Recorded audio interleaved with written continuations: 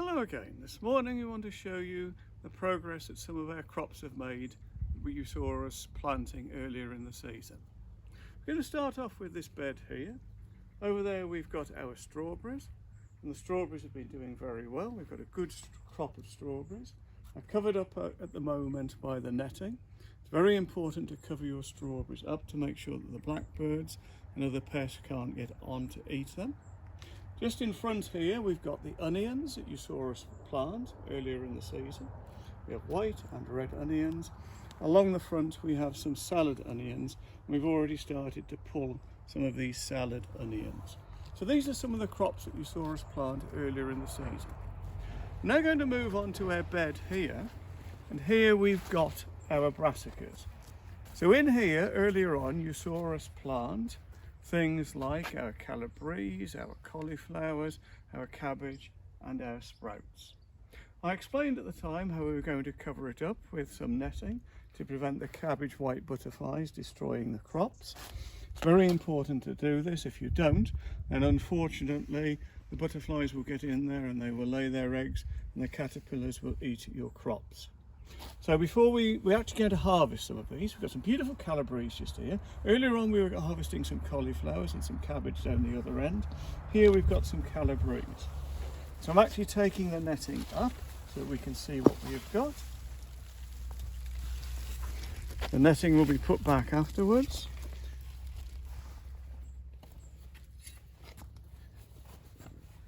And so here and then we're going to be harvesting some of this beautiful calabrese that we've got.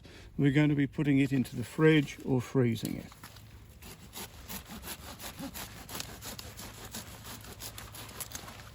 Okay, so there we've got a lovely crown of calabrese. This was planted not that long ago. We put those plants in there and they've grown really quickly. And you can see that we've got a really good crop here, but we do need to harvest them because if we leave them any longer then the crowns are going to be breaking out. Okay, so that's the sort of progress that we've made there. As I said, also in there we've got our cauliflowers, our cabbage and our sprouts. So moving on to this bed here then, the next one, you also saw us planting broad beans. These broad beans have grown very well. We're very pleased with the progress that the broad beans have made. You can see that there are lots and lots of pods on the broad beans, and if we open the pods you can see there are some beautiful little broad beans inside. That's the sort of size that we like to harvest them.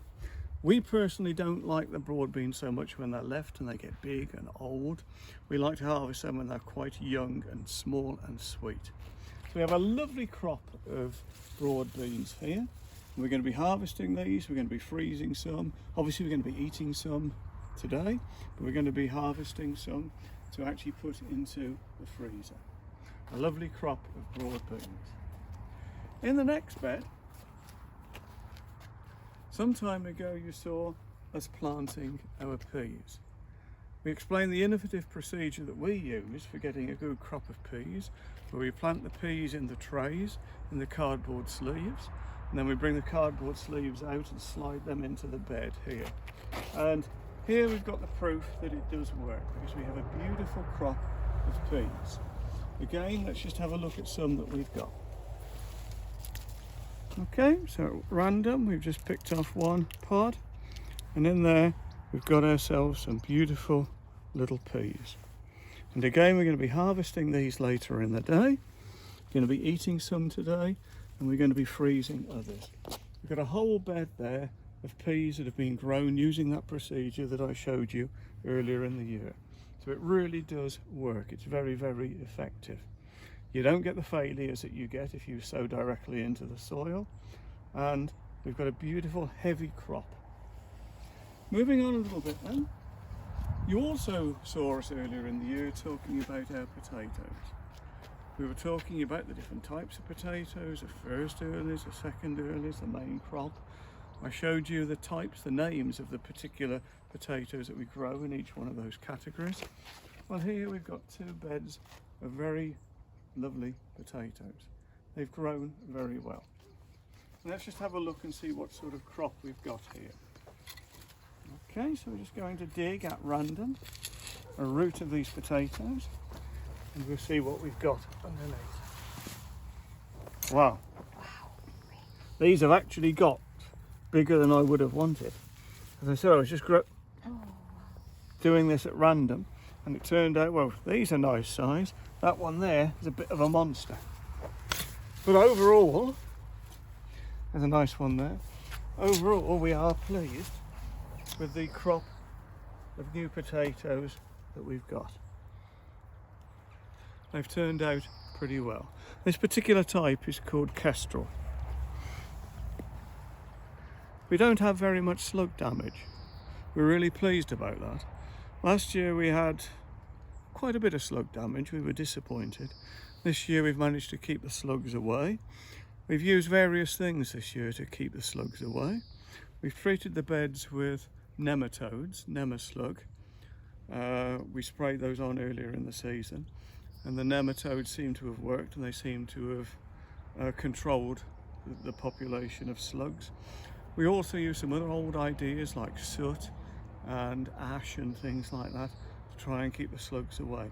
And it appears to have worked because there is very little slug damage at the moment. We're very pleased overall with our crop. On this bed over here we've got some later potatoes.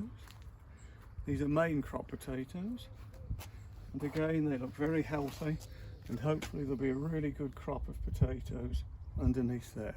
Several different varieties, particularly our favourite main crop potato, Picasso. You can see at the front here we've got 4 courgette plants. You can see they're in flower and hopefully they will very soon be producing some beautiful courgettes to keep us going later in the summer. Down here we have one of the greenhouses containing the tomatoes.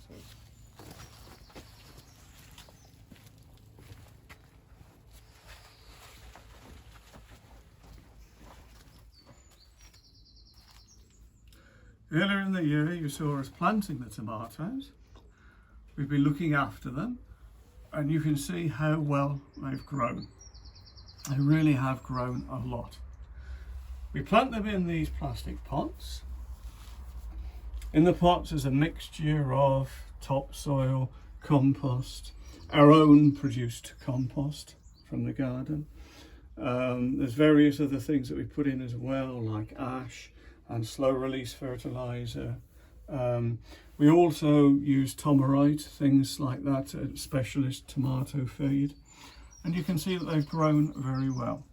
As always with our tomatoes, they don't seem to set that well right at the very bottom, but further up they've set well and there's a really good crop of tomatoes that hopefully will be getting ripe quite soon. We tie them into canes.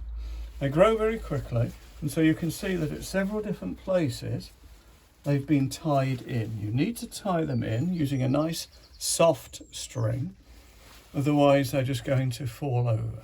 So you need some canes, tying them in with soft string and also taking out the side shoots as well. Here's a side shoot, so I'm just going to grub that side shoot out like that, another one there. If you don't take the side shoots out, then they do really branch across. In one or two places I've forgotten to do this, you can actually see that there are bigger sort of side shoots there. I'm going to leave those in, it doesn't really matter that much. Those are the first ones that we put in. These here, down at this end, we put in a little bit later. So these were put in probably 10 days, 2 weeks after the early ones because we wanted to try to extend the crop. So these are sort of later tomatoes. We're hoping that these will keep us going, you know, much later into the season.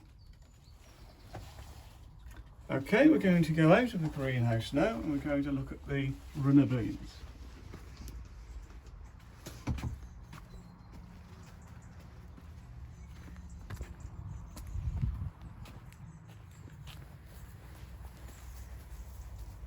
In this part of the garden here we've got our runner beans. Again, you saw us plant the runner beans, you saw us make the structure for them to climb up, and you actually saw us plant them. These are our earliest runner beans. These are the ones that we put in quite early. They've grown really, really well. We're very pleased with them. Before too long they'll be coming into flower, and the flowers will be starting to set. Down here are our later ones. These were put in later to try to extend the season. So these were put in 10 days, 2 weeks after the earlier ones. And right down at the bottom end here we've got some that we've only just planted. They haven't even come up yet. The idea again to try to extend the season so that we are having runner beans to eat over quite a long period of time rather than them all coming in together. Right down at this bottom end we've experimented by putting in some corn on the cob. Never grown that before, just an experiment to see whether it works or not. But they do look healthy at the moment. Okay, this is mainly, as I said, our bed of runner beans. We grow a lot of runner beans. We will freeze some runner beans, put some in the fridge, and we also keep runner beans for seed as well. So we need to grow a lot because we keep our own seed.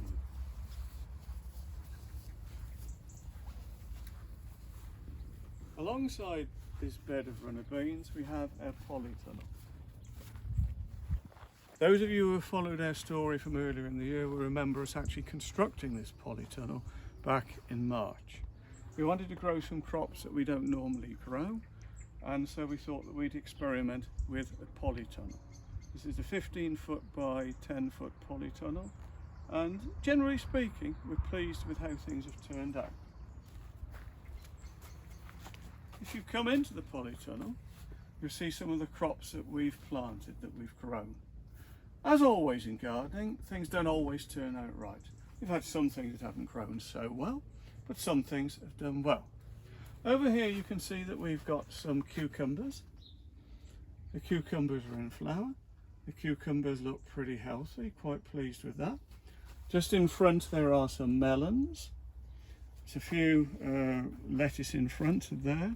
Over there's a small bed of carrots, experimenting to see if the carrots will grow well inside the polytunnel. Down at this end we've got some sweet potatoes, something that we've never grown before. This is just an experiment. We've got a few carrots and a few beetroot there to fill up a space. We've got a few extra tomatoes there. Behind there's some okra. Can't really see the okra very well. That actually being shielded a little bit by the tomatoes. Down at this side here we've got some kale. We had a lovely crop of kale in the polytunnel earlier on, but the kale went up to seed and we had to harvest it all. This is a second sowing of kale. Kale leaves are delicious. Across here we've got some strawberries. We had an early crop of strawberries. I think it's fair to say that they haven't turned out quite as well as we'd hoped, but it's all an experiment, and we're going to have to see about different ways maybe of growing the strawberries in the polytunnel next year. Here we've got some pak choy. We've been really pleased with the pak choy this year. It's something we haven't grown before. The pak choy is really great. You just harvest the leaves, you just cut the leaves off, harvest the leaves, leave the plant, and it will actually regrow, it will regenerate again. And the pak choy is absolutely delicious, and we're very pleased with that. And we're going to try and sow some more pak choy. Up at this end here we've got a real mixture of things. Again, these are some crops that we're really experimenting with. We haven't really grown them before, and we wanted to see what it was like. So we've got some aubergines at the back. 3 aubergine plants. They look very healthy. You're going to have to see what happens with them. Hopefully they'll do well. Eggplant. And in front, aubergines or eggplants. And just in front we have some chilies and some peppers. Okay, so here in front we've got a mixture of chilies and peppers. Here we've just got a few other things that we've added to use some space, a few radish, a few more pak choy, things such as that. Generally speaking, we're really pleased with the polytunnel, and hopefully we'll be able to extend the season later in the year by growing things on into sort of October, November time that maybe we wouldn't have been able to have grown outside. But it's very much an experiment. Some of these things that we haven't grown before, they may not work. We don't really know, but Gardening is all about experimenting, planting new things, new ideas.